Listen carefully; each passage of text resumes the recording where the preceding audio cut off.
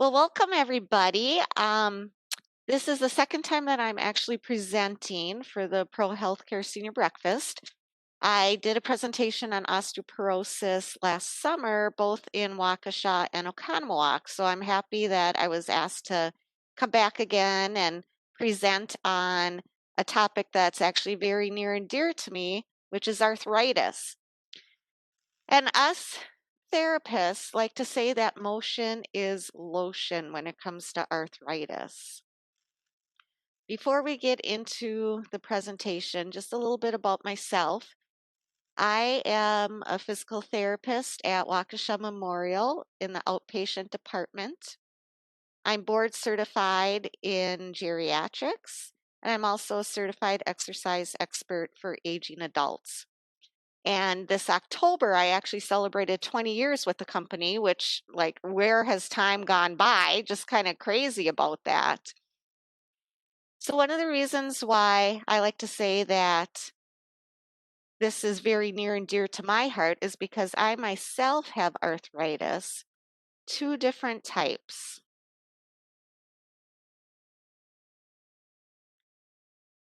So, arthritis actually has about, whoop, hold on, my slides are going crazy all of a sudden. There we go. Okay. So arthritis actually is kind of a garbage can term. There's over 100 different types of arthritis. Some very common ones are osteoarthritis, which is abbreviated as OA. O is for osteo, which is Latin for bone, and then A is arthritis. It's the most common form of arthritis, and that's the one that we're going to be focusing on today. But there's other common types of arthritis that you'll hear, which is rheumatoid arthritis, lupus, fibromyalgia, psoriatic arthritis, ankylosing spondylitis, and gout. And, I often hear from my patients that they've never heard of some of these things until they actually watch TV and they hear and see these commercials about different medications that, um, oh, this can really help give you your life back. But then they hear all these side effects about, oh, likely to decrease your immune system response or increase risk of cancer or whatever.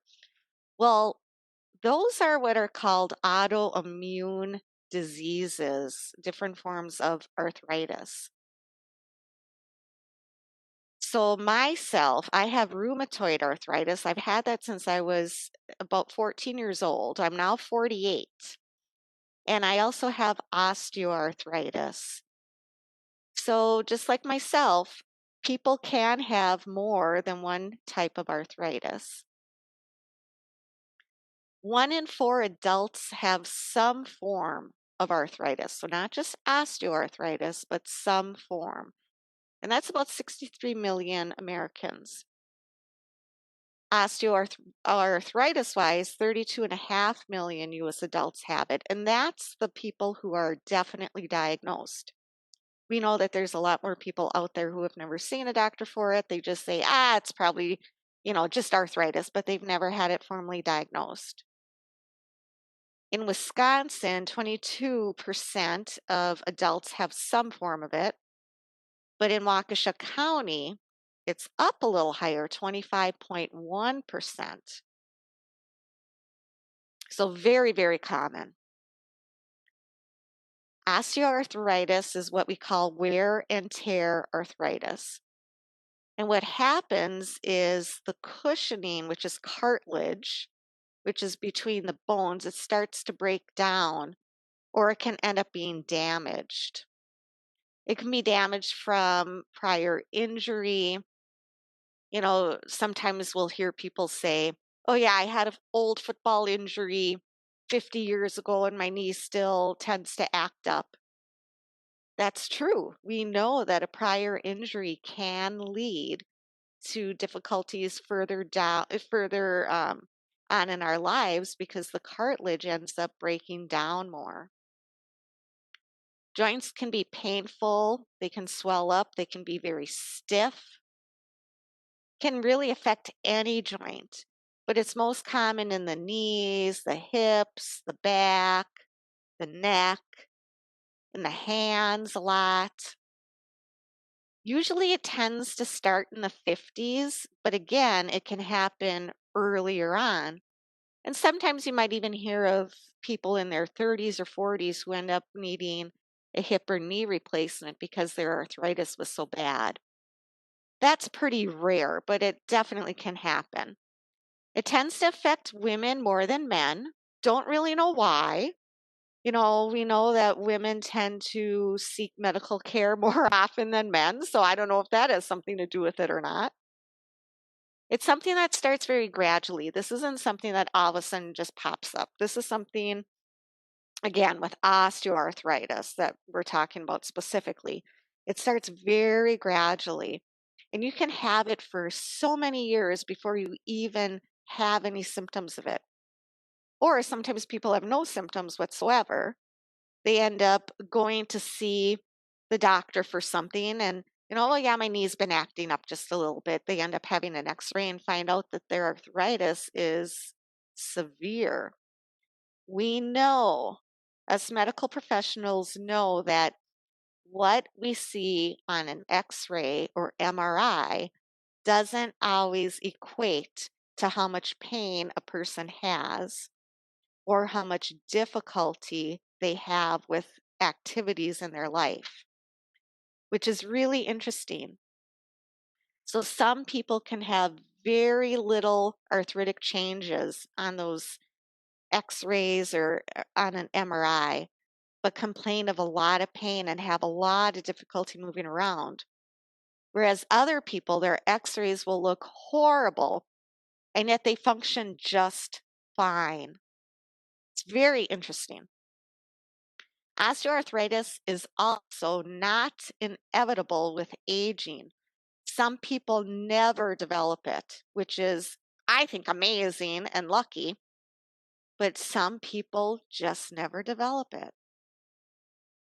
We know that with increased age, there's an increased risk of osteoarthritis because the bones, muscles, cartilage, all that is also aging. I already talked a little bit about a previous injury. Overuse. So using the same joint over and over and over. So think about like a pitcher, a baseball pitcher.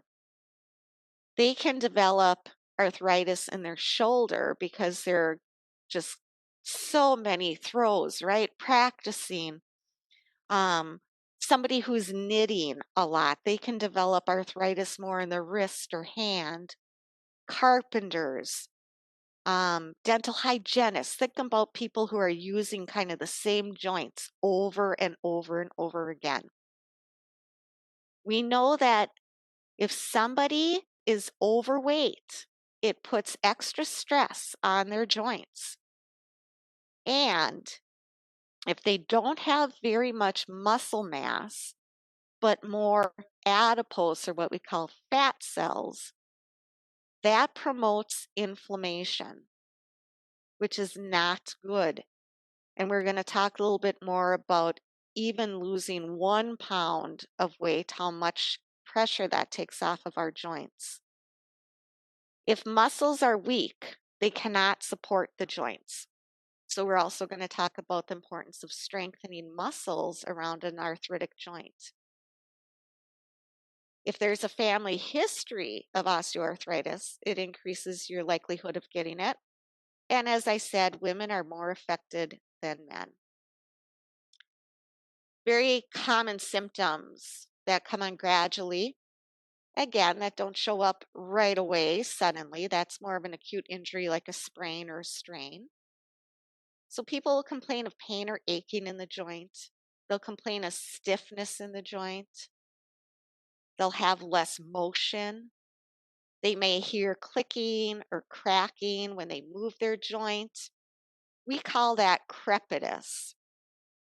And it's not harmful unless it's associated with a lot of pain or if somebody all of a sudden develops some kind of instability or buckling. Like people will often report that their knee will give out on them. They'll have swelling And sometimes their bones, well, on x-ray, their bones will look deformed, but sometimes you can actually see the deformity too. Think about, and maybe you have this on your fingers. Sometimes people will have nodules, arthritic nodules, or they look like little bumps, or that maybe they can't get their wedding ring on and off anymore because of the changes in the bone. Most oftenly, osteoarthritis is found in the hips, but it's not just in your hip joint. People can feel it in their groin or their buttock, in the knees. Stairs can be very painful. A lot of times people will say, "Oh, my knee will crunch. Can you hear that?" And again, especially with going up and down stairs. Um, when you go up and down stairs, if you have a painful joint, think about doing one step at a time. And a little way to make it easier and less stressful on your joint is to remember this. If you go one step at a time, when you go up the steps, you want to lead with your good leg. When you go down the steps, you want to lead with your bad leg. And I know that's kind of hard to remember, so I came up with, when you feel up, you feel good. So up the steps, lead with your good. When you feel down, you feel bad. So when you go down the steps, lead with your bad. I won't get too technical, but it's all about physics and biomechanics. But people can also go up and down stairs or curb sideways. You don't have to go up and down steps facing forwards if it's too painful on your knees. Go sideways, hang on to the railing. In the feet, we know about hammer toes, we know um, different things can happen in our toes. We can end up just having a lot of pain in the ball of our feet, maybe even in the arch of our feet. Well, something that's very important as we age is not going barefoot in the house, outside, whatever it is. As we age, we lose fat in the bottom of our feet. We gain fat other places, don't we? What the heck? Why do we lose it at the bottom of our feet where we need it? But when we lose that fat at the bottom, we have more strain on those joints in the ball of the foot. More strain means more pain. So wear some kind of supportive shoe and, if needed, custom inserts. With our spine, our posture can become very bent, either forwards or sometimes it'll be bent to the side. Some people will develop a scoliosis as they age. People often think of scoliosis as like an adolescent, especially female disorder, where the spine actually becomes bent to the side. And you might even have a history of that yourself. But aging can cause scoliosis later on in life as well. The person wouldn't have to have surgery or wear a brace, but most likely just do some exercises for it and also be aware of their positioning, like when they're sitting or standing for a long time. So here's a picture of arthritic hands, kind of what I was talking about before with some nodules, some of the bumps, but then you can also see some of the joints. It almost looks like a bulb around a few of those joints. We know that once cartilage starts to break down, it's not going to grow back.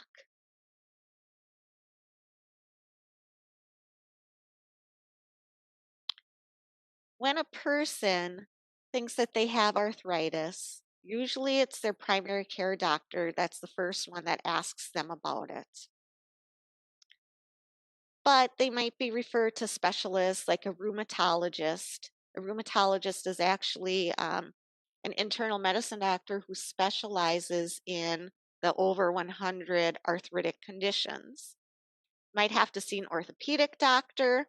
Doesn't mean that you need surgery, but they are the specialists in bones and joints.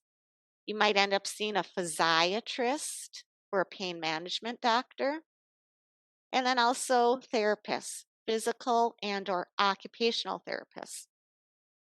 Next month, the senior breakfast is going to be with an occupational therapist that I work with, Liz Trampy, and she's going to be talking about some different devices and tips and tricks, especially in the hands and wrists. So definitely tune into that one. It's so helpful to find out those different things that are available that we might not even know about that can make our lives easier, like opening jars and doing buttons and zippers and those kinds of things. Tests for arthritis include lab tests. And why is that? Well, we know that some different forms of arthritis, especially the autoimmune types, tend to have certain findings in the blood. Not your usual, like, complete blood count or metabolic panel, but looking specifically at inflammatory markers. And then x-rays and maybe even an MRI. Here's a picture of a series of knee x-rays. And this is looking at 4 different classifications of arthritis. Grade 1 is perfect. If you take a look at it, you can see that the bones look nice and smooth, and there's an even space between the bones. Looking at grade 2 on the right-hand side, you'll see now that there's a couple spurs there on the outer part. The cushioning still looks pretty good until you look at grade 3. Now you see that on that inside part of the joint, there's much less space. That's that cartilage that starts to deteriorate. Then looking at grade 4, that's bone on bone. That's what we call severe arthritis. You can imagine what kind of pain. Well, again, some people that maybe have severe arthritis aren't going to have a lot of pain, but think about mechanic wise, right? Think about your door when it starts to squeak and you need to put some WD-40 in there and then it moves better. Same thing with the joints. If the joints are literally bone on bone, very often they're not going to have very good motion, not very smooth motion. So I hope that you find that these pictures that I pulled up are helpful to you. Very often, a person can read their report on my chart of their x-ray, but there's so much medical terms in it, it can be hard to understand. I'm a visual person. I like to see things, and hopefully this kind of helps you to kind of see exactly how an arthritic joint looks. Here's some x-rays of a healthy hand on the left, and then a hand and wrist with osteoarthritis. What's very interesting to note in that healthy hand, you can see the spaces in between the wrist bones. And then if you look at the hands with arthritis, that actually looks kind of like my wrist, to be honest with you. It's not my pictures, but those bones all of a sudden kind of look like one big mass of bones. And it prevents you from being able to move your wrist very well. And if you look in the arthritic fingers too, those bones aren't very smooth and they're kind of shifted off to the side. Here's a shoulder x-ray comparison. On the left, the healthy shoulder, you can see nice, well-defined space in between the bones, nice smooth surface. And then on the shoulder with arthritis, you can see some sections there that have the arrows pointing to it. That doesn't look so good. Looks a little bit spurred. In the ball and socket joints of our body, so in the shoulder and hip, sometimes people will feel pain if they have arthritis only in certain ranges of motion. So if the entire joint isn't arthritic, but only parts of it are, sometimes you have to move it to a certain point before all of a sudden, oh, can't really quite go much further or it's painful. Here's the spine. I always get a lot of questions about arthritis in the spine. I really couldn't find a good picture of x-rays online of a healthy spine, which was kind of weird. So I had to pull up an actual drawing of it. But you can see in the healthy spine, all the edges are very smooth. The cushioning, that blue area, that's actually the disc. Nice, well-defined space. Then you look at the arthritic vertebrae, and I wanted to pick one out that was really bad to demonstrate how an arthritic spine can look. Look at all those spurs and uneven areas and how little space there is in between the bones. Those discs have really worn away. That's one of the reasons why people lose height as they age, because the disc space ends up being so much smaller that instead of having, let's say, the discs equal 1 or 2 inches of height, now all of a sudden they've really shrunken down. People will find that they lose height. That's one of the reasons. So let's talk about some what I like to call cascading health effects of osteoarthritis. If people have pain, very often they don't want to move or they're afraid to move. It hurts to move. They're not sure how to move. Well, that can make it harder to exercise, which will lead to gaining weight, which can lead to the development of high cholesterol, diabetes, heart disease, high blood pressure. You guys know where this is going. This is, could lead to stroke, other things. So that's why I was so happy to be asked to present about this so I can really talk to you guys about the importance of moving. Motion is lotion for the joints, but you can also help prevent some of these other cascading health effects of not moving. As far as falls and balance are concerned, people with osteoarthritis can experience up to 30% more falls and have a 20% greater risk of fracture than people without it. Because, again, very often people don't move as much, their muscles weaken, but also sometimes some of the pain medications can cause dizziness or drowsiness, which will definitely increase a person's risk for falling. And I'm going to put in a little plug here. In the community ed department, we do a class called Stepping On. I don't know if any of you have done that class or not, but it's a 7-week balance class, which unfortunately we had to stop with COVID, but hopefully we're going to be able to resume it, possibly virtually and hopefully in person as well. So if you have a history of falls or concern about falls, definitely look for that in the calendar. And I encourage you to sign up. It's a great class. So treating RA, how do we do it? Well, we know there's no cure. Remember, once the cartilage breaks down, it can't repair itself. So we have to increase activity. We have to strengthen the muscles around the area. Stronger muscles mean more support to the joint. Whether that's going through individual therapy or doing exercise on your own. The importance of weight loss. Even just 1 pound makes a big difference. There are medications that are over the counter, prescription and injections. And then there's supportive devices, braces, orthotics, maybe a cane or hiking pole. Last resort is surgery. So let's talk about weight loss. Right around the holidays. Oh, worst time to talk about it. But January 1st is coming up. New Year's resolutions. Extra weight puts extra stress on your joints, on your neck, spine, hip, knees, feet. Losing weight helps to reduce pain and it helps to slow down the joint damage. So I want you to remember this. For every 1 pound of weight that you lose, 4 pounds of pressure is removed off of your lower body joints. So 1 pound of weight loss takes off 4 pounds of pressure in your back, hips, knees, and feet.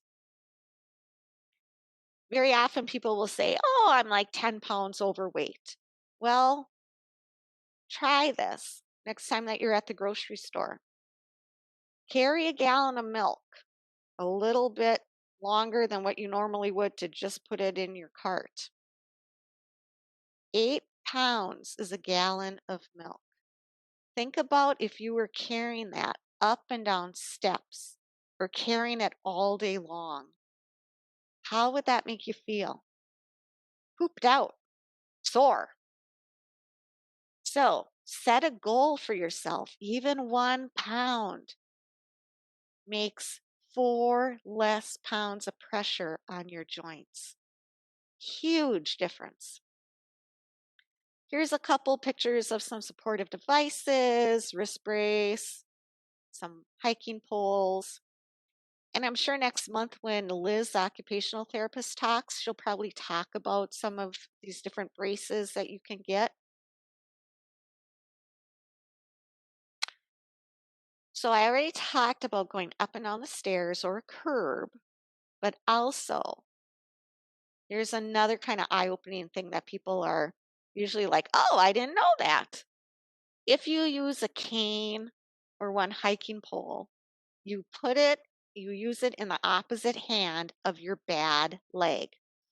Sometimes you'll see people using it on the same side, and when they do that, they kind of walk like a robot. Reason why we put it in the opposite side is because when we walk, our opposite arm and leg swing together.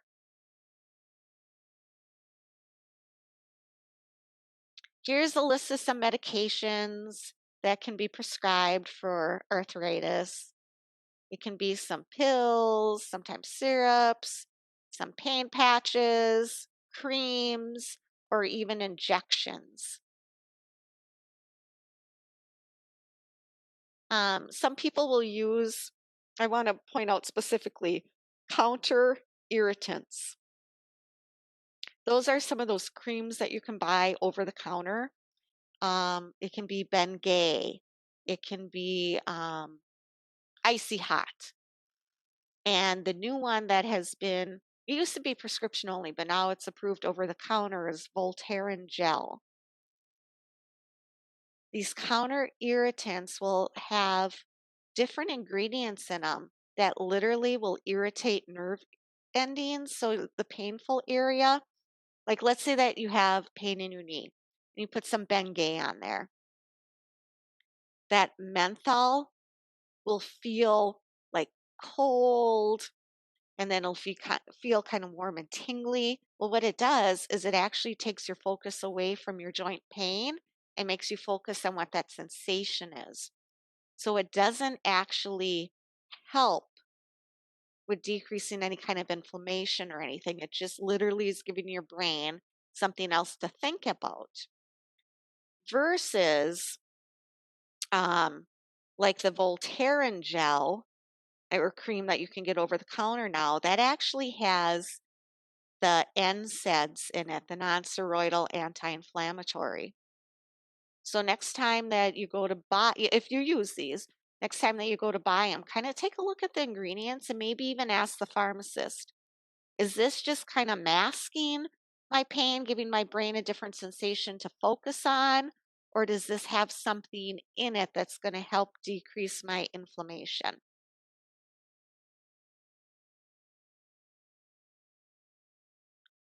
Surgery wise, there's multiple different kinds of surgeries that the orthopedic doctors can do for osteoarthritis. Sometimes you'll hear about them going in and kind of cleaning up the area, shaving off some bone spurs. Or maybe somebody has a tear in the cushioning of the knee and they go in there arthroscopically and they kind of clean it up. But also, probably more commonly heard of is the joint replacements. So I have a picture of what a knee joint replacement looks like on x-ray, and then also the hip. Oh, I just thought about my grandpa, God bless him. He's been passed now about 6 years. He'd be 102 if he was still alive. He had his first knee replaced early 80s. I was, mm, I wasn't a teenager yet. So yeah, it had to have been early 80s. And I remember he was in the hospital for a couple of weeks and he had a big cast on his leg. Like they didn't move his joint or anything. It was kind of looking back. It was pretty archaic, but that's what they did. Over his lifespan, he had 3 joint replacements on that same knee because before those materials didn't last very long. Now, just like everything else with technology, things continue to improve. But man, that guy was tough going through 3 different knee replacements. Ugh. All right, now we're going to talk about exercise, the E word. So, exercise is just movement and motion. Okay. And remember, motion is lotion. Motion helps us to lubricate our joints and also helps to strengthen the muscles. So, benefits of exercise for osteoarthritis: improving joint motion, lubricates your joints, improves muscle strength, improves bone strength and density. As far as osteopenia and osteoporosis are concerned, it's not just a woman's disease. It helps to control weight, slows deterioration of bone and cartilage, and improves your balance, decreases your fall risk, helps maintain your function. And I was going through these. I'm like, oh, I need a whole nother slide. There's so many benefits to exercising. It releases feel-good chemicals. It increases your mood, increases energy, decreases fatigue, improves sleep, improves brain health, strengthens your heart and lungs, decreases your risk of various diseases like cancer, diabetes, stroke, dementia, heart disease, probably a lot more too. I'm going to talk about 3 main types of beneficial exercises for OA: range of motion or flexibility, strengthening, and then aerobic exercise or conditioning or endurance, however you want to call it, but the kind that gets your heart rate up. And research shows that exercise is the most effective non-surgical treatment for decreasing pain and improving movement in osteoarthritis. If you're allergic to the E word, if you're allergic to exercise, movement, motion, range of motion or flexibility. Everybody's joints have a certain range of motion that they should have. But as we age or if we start to get arthritis, we end up noticing that we can't move our joint quite so far. I notice that myself in my wrists, my hands that are affected both by my rheumatoid and osteoarthritis. You can, for example, take your wrist, okay? Move your wrist up and down, and you can see how far it tends to go down towards your palm, and then going the opposite way, palm up towards the ceiling. And then do the same thing on your other hand. Is it equal? Is it a little different? Our joints were made to move. When we move, we lubricate our joints. So literally what you just did by moving your wrist up and down, okay, you just lubricated your joint. That's motion. That's the motion that helps lotion your joints. When you don't move regularly, and I don't mean all day long, but if you don't move very often, you literally stiffen up. And it's easy to think about this because when you're in the car on a trip for a while and you get out and it's hard to walk, you feel stiff. It's kind of like, oh, my body is kind of still in the position of me sitting in that seat. I got to kind of straighten up. It's because we haven't moved or lubricated joints. It's as simple as that for a range of motion and lubricating your joints. Strengthening is important. Why? Remember, strong muscles help to support and protect our arthritic joints. When we strengthen, it helps not only maintain the strength that we have, but it also improves our strength. As we age, starting in our 30s, okay, starting in our 30s, we start to lose muscle mass. And that process is accelerated with each decade of our life. The only way to reverse that normal loss of muscle mass is to do strengthening exercises. So the range of motion and flexibility exercises that was on the last slide when I had you move your wrists up and down, that's not strengthening. That is range of motion, flexibility. Strengthening is adding some kind of resistance, whether it's using a dumbbell, a water bottle, an exercise band, or machines at a gym. We have to apply some kind of load or resistance to the muscles. We know that if a person has weak thigh muscles, which are called the quadriceps, it's a group of 4 muscles in the front of our thigh. If a person has weak quadriceps, they're at risk for both developing osteoarthritis in the knee, but also having greater disability, loss of function if they do have osteoarthritis. How do you know if you have weak thigh muscles?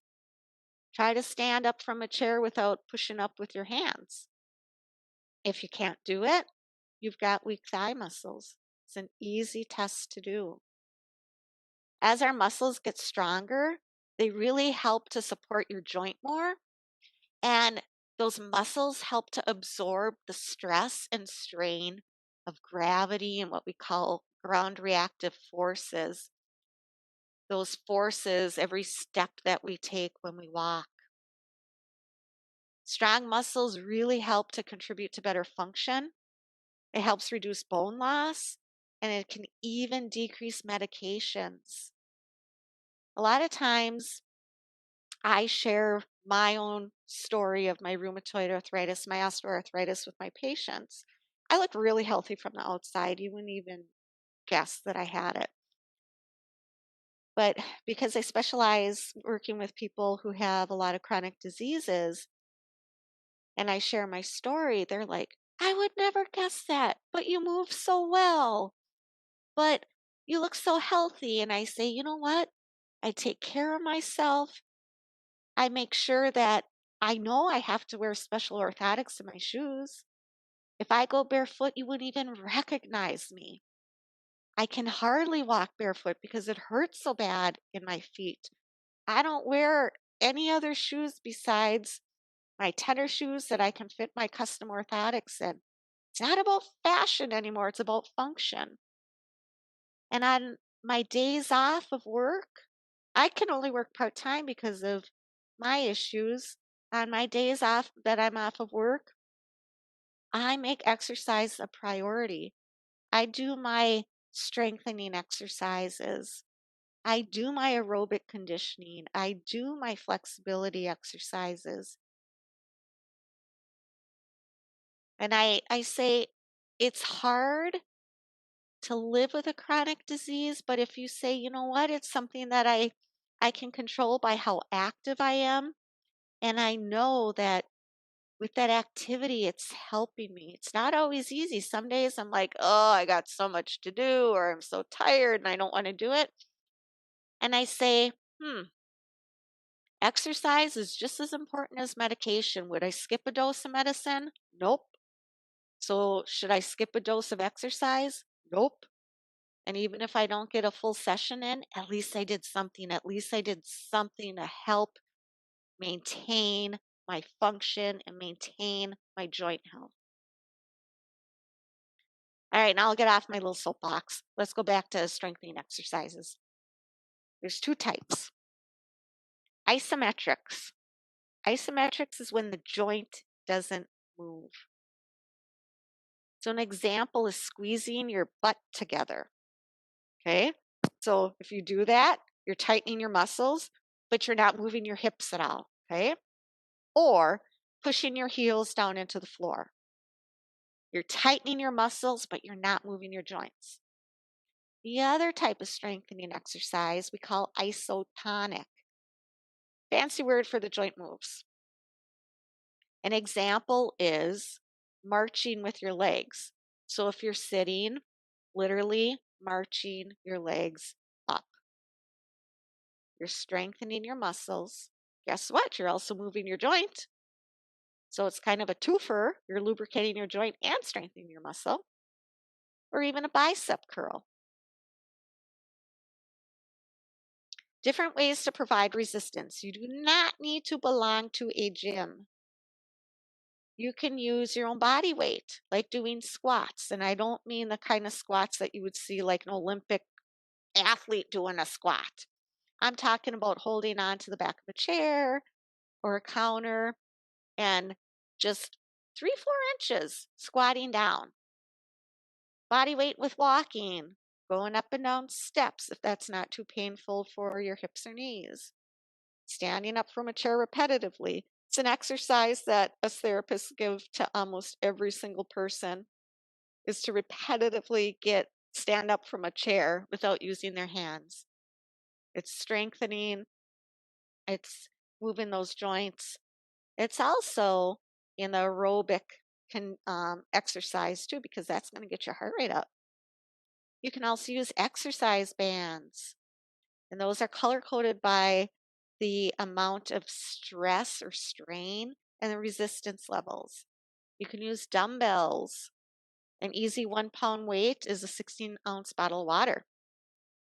Weight cuffs that you can put on your wrists or ankles. And then if you have a gym membership, like through possibly Silver Sneakers, using the weight machines. So what I did is I came up with a list of some exercise equipment that I recommend to my patients that they can order off of Amazon. So if you're interested in buying any of these are definitely therapist approved. Just go into Amazon, type in exactly what I have in the quotation marks, it'll come up. And for example, exercise bands, you can get a set of 3. So 3 different resistance levels for $13.61. And the TheraBand brand is like the original. So it's not an off brand or anything, cheap that's going to bust. It's a good quality. The weight cuffs, the ones that I have listed are the ones that we actually hand out in our stepping on balance class. They are, even though it says 10-pound pair, that means 5 pounds per ankle, and it adjusts in half-pound increments from half a pound up to 5 pounds per ankle because there's like a solid iron insert in there. So it's great. I actually use those at home myself now that with COVID, I'm not going to the gym. So I have a set of these weight cuffs and I'm still doing my strengthening exercises. And you can vary it again, half-pound increments so that when you get stronger, you don't have to buy a whole new set. You can just add another little metal bar in there. Dumbbells, the ones that I have listed, 2, 3, and 5-pound pairs. And it has a nice little stand with it for $41. Real nice. And if 2 pounds is too much to start with, remember, use a water bottle. Start with for 1 pound. For the hands, and I'm sure that next month, and I'll talk with Liz, but I'm sure that she'll talk about exercises and stuff to help strengthen the hands and fingers. But this particular couple of devices that I have listed here, it's 6 pieces for $10.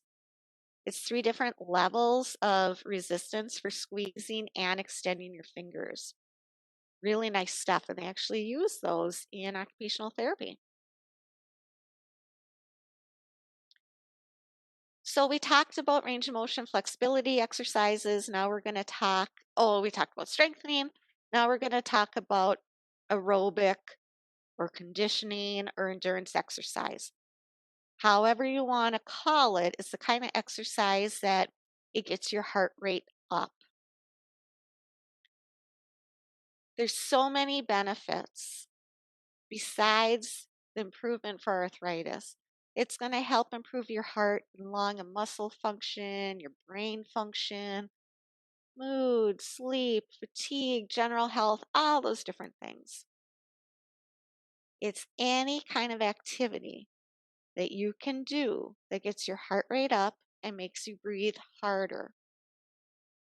Extra benefit with controlling weight. Remember, 1 pound of weight loss is equivalent to 4 pounds of less pressure on your back, hips, knees, and feet.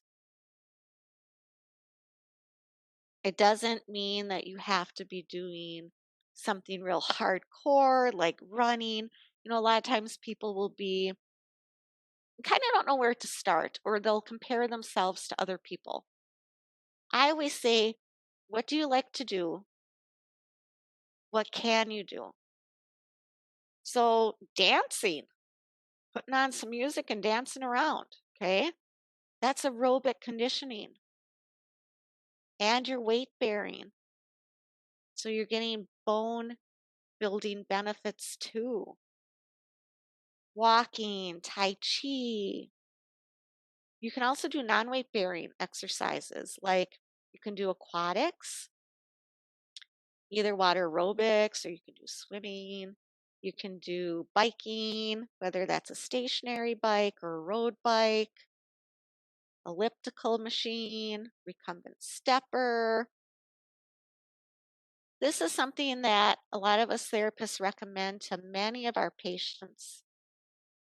It's under the I think this one's called desk cycle, but it's literally a small bike pedal machine that it can fit under a desk or a coffee table, whatever it is. And here's the information for ordering it off of Amazon. It's about $46.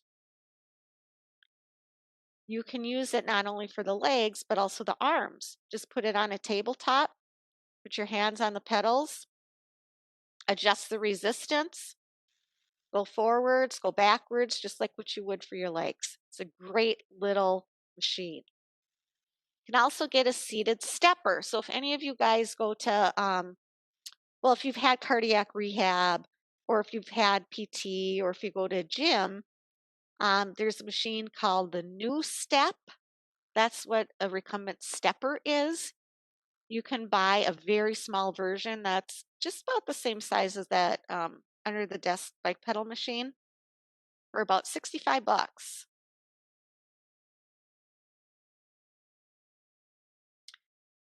A lot of people will ask about water exercise. Why can they move so much better? Well, the buoyancy, it reduces your body weight.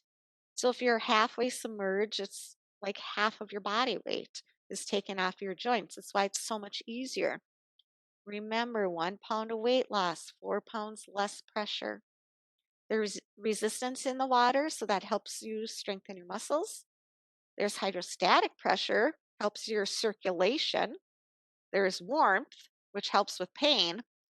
But as I like to always remind people, you're not a mermaid, so you also have to do exercises out of the water. Talking about my own thinking of exercise prescription is as important as a medication prescription. It really is. Hopefully, you see from this presentation that it's so important to move and to exercise. There's the CDC, which a year ago, if I said CDC, most people wouldn't know what I was talking about. But in light of COVID, I think everybody knows what the CDC is now. CDC, the American College of Sports Medicine, medical societies, all of them recommend 150 minutes, that's 2.5 hours per week of moderate intensity exercise. Now, it doesn't have to all be done like in a half-hour increment or hour increment. It can be broken down into short periods, whatever a person can tolerate. Every minute counts, and any activity is better than none. But a lot of people, 2.5 hours seems really, really daunting. So I said, I'm going to look some things up in the research. And I found a review done last year by the American College of Sports Medicine. It showed that people with osteoarthritis who engage in exercise of modest intensity or moderate can be, quote, confident in gaining general health and osteoarthritis benefits. Small bouts of any duration add up again, okay? And their study found that if a person could not do 150 minutes per week, but if they could do 45 minutes per week, they still had improved function. That's amazing. If you take that, do simple math, 7 days a week, 45 minutes, that's less than 7 minutes per day of exercise. But the key word is moderate intensity. So how do you monitor exercise intensity? Couple ways. We call it the talk test. If someone were to ask you a question when you're exercising, you should be able to answer them. You should not be able to sing, which means that you shouldn't be exercising so little that you could literally sing a song. But you shouldn't be so out of breath that you could only say a couple of words like, I'm okay. That's hard intensity. Singing is easy intensity. We want it to be moderate, which means you could answer them. There's also something that's used throughout the world called the Borg scale of exertion.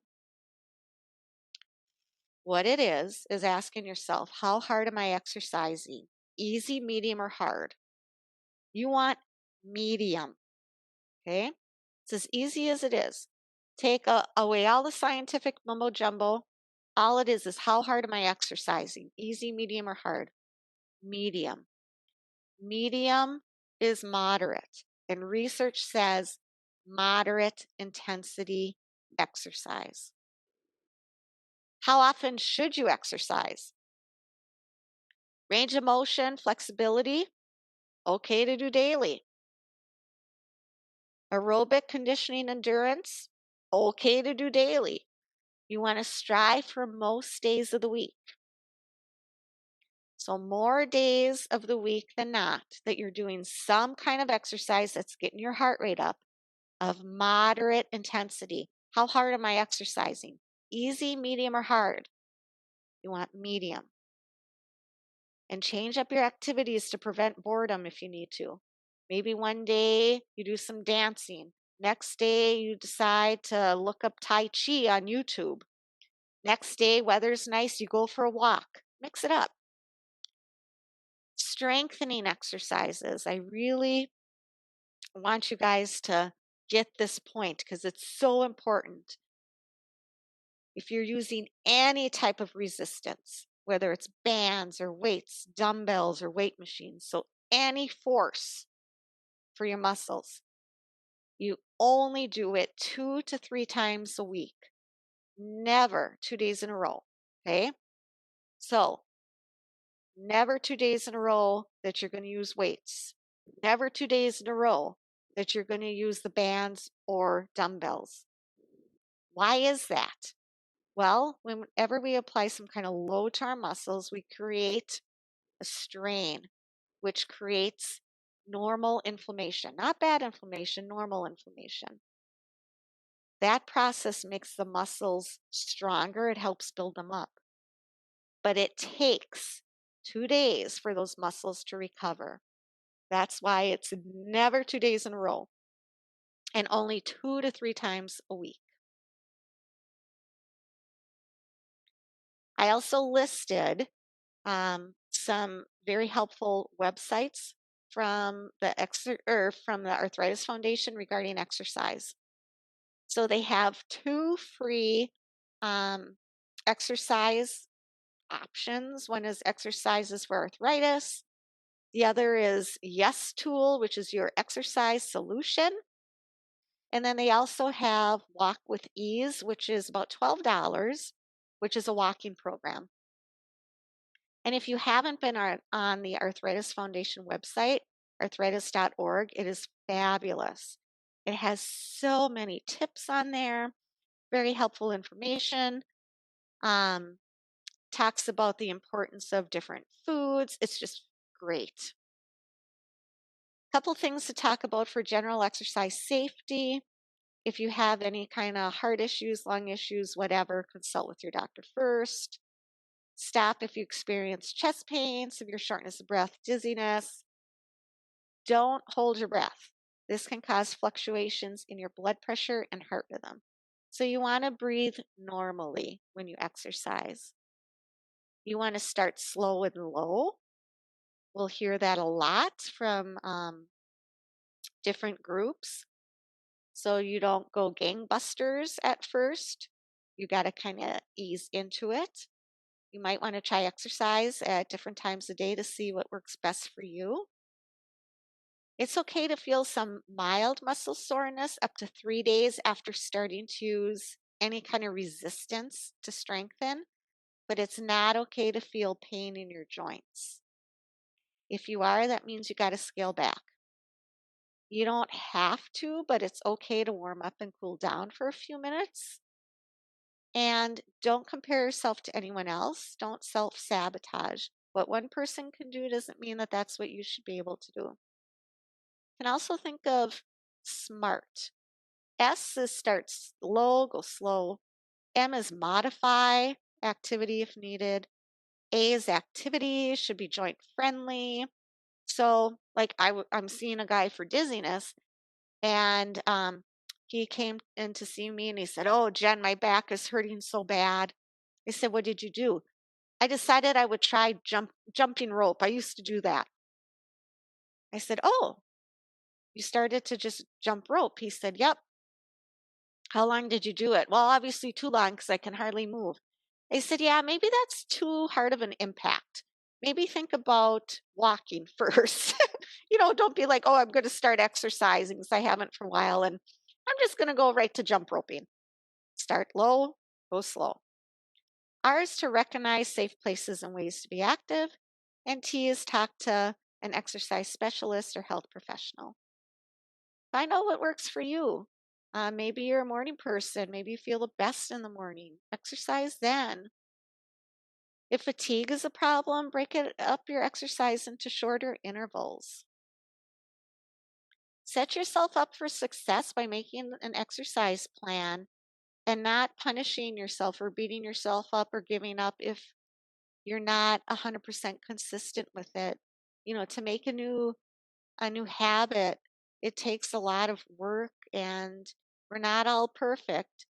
Reward yourself for even starting to make changes. Be realistic about what you think you can do. If you feel like you need to exercise with a buddy to kind of help keep you motivated, you can keep an exercise log or chart or diary. Identify problems or obstacles that might get in the way of your exercising and choose activities that you think are going to be fun. A lot of people will tell me, "Oh, yeah, I've got a treadmill at home." "Oh, do you use it?" "Well, it's really good at hanging up my clothes on." I hear that so many times. "Oh, it's so boring." And I say, you know what I do? On our elliptical machine in our basement, we've got a TV so that I know I can watch a guilty pleasure TV show on there while I'm exercising. Before you know it, the half hour is done. If you prefer to exercise at home, think about also on the Arthritis Foundation website, they sell some exercise DVDs. A really good one is called Take Control with Exercise. I'm not sure how much that one costs. I'm sorry, I forgot to look that one up, but everything is very reasonable. Also on PBS every morning at 8:30, Sit and Be Fit is on. If you exercise in a group, um, check your local park and rec department. Obviously, right now with COVID, everything's probably on a standstill. But once everything reopens up in the future, definitely look into that. That's a very often overlooked benefit in the community. And let's say, like I live in Oconomowoc, I can look at the Oconomowoc one, but I can also look at Waukesha's Park and Rec and I can join it. You don't have to just stick with your own community. If you prefer a gym, make sure that you check to see if your Medicare plan includes the silver sneakers. Oftentimes people aren't aware that it does.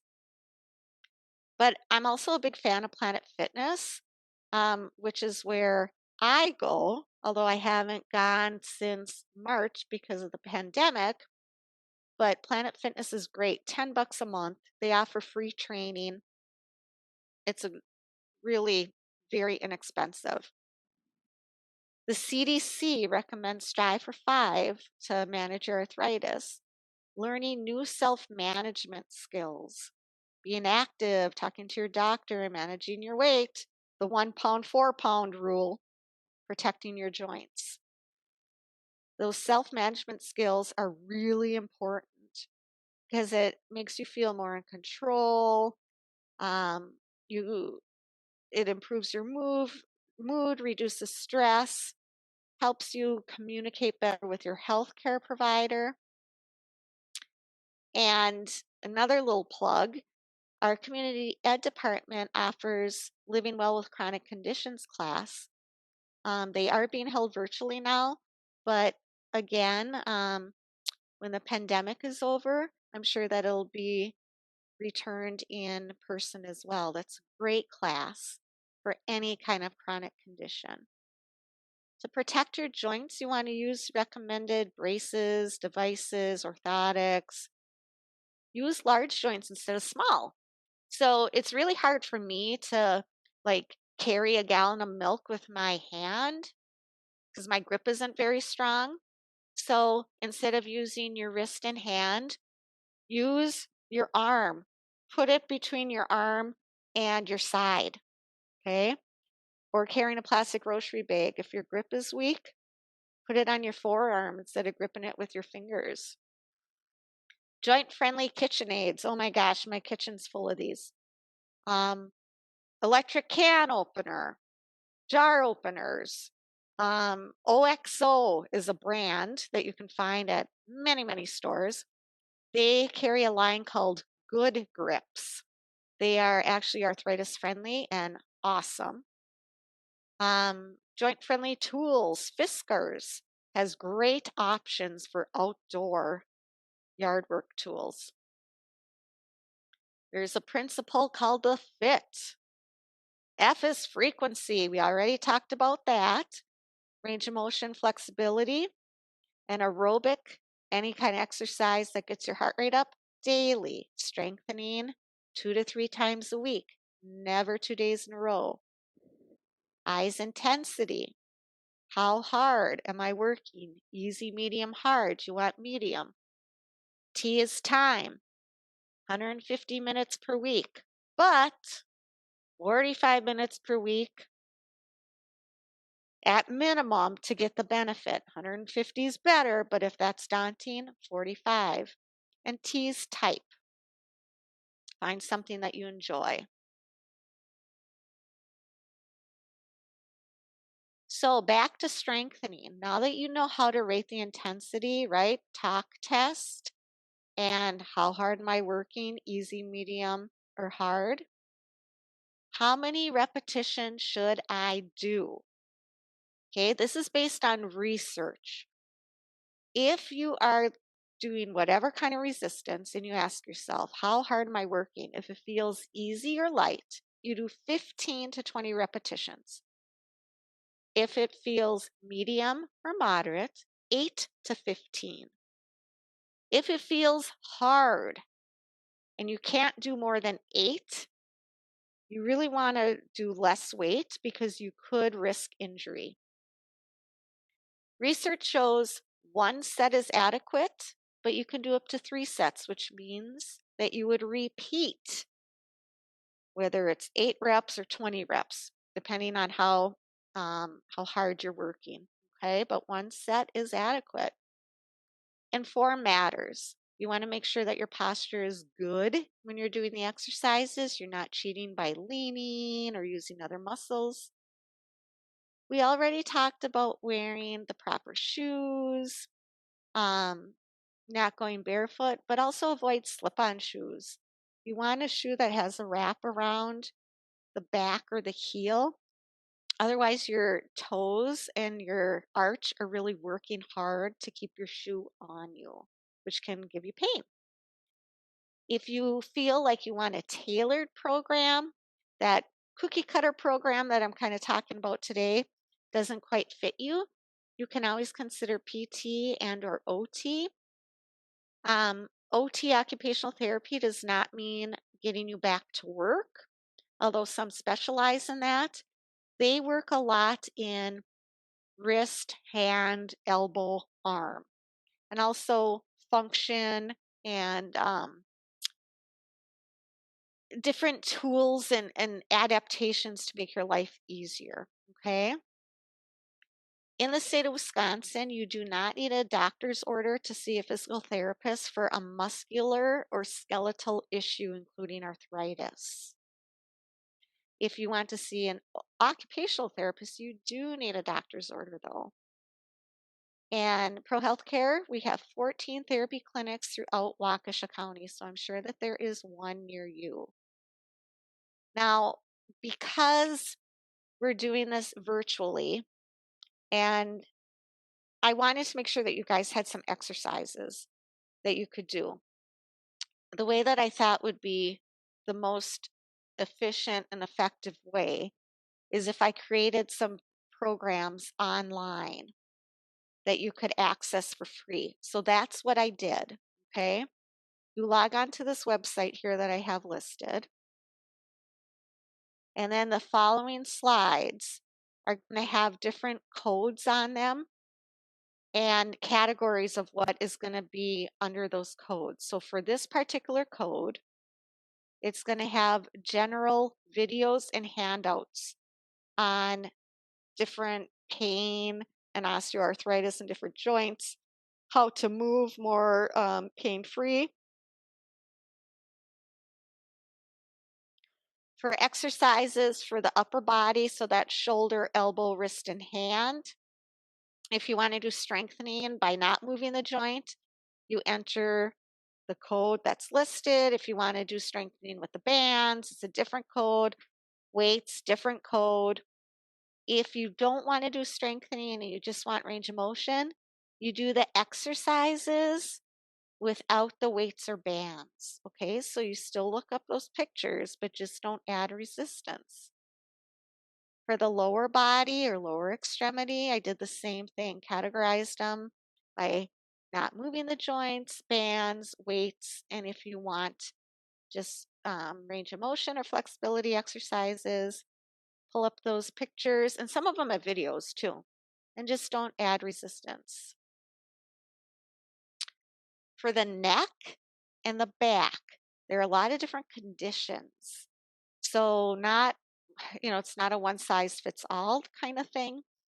So what I did is I just put some exercises in there for posture, some general strengthening, but nothing that would cause, like if somebody has stenosis in the neck versus somebody who might have what's called spondylolisthesis.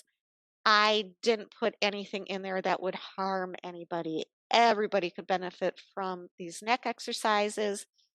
But if you know that you have a lot of neck pain, neck arthritis, you should really see a therapist one-on-one. Same thing with the low back. Okay. So I have a code there for some back exercises. Again, that won't hurt any condition. They're fine for any back condition.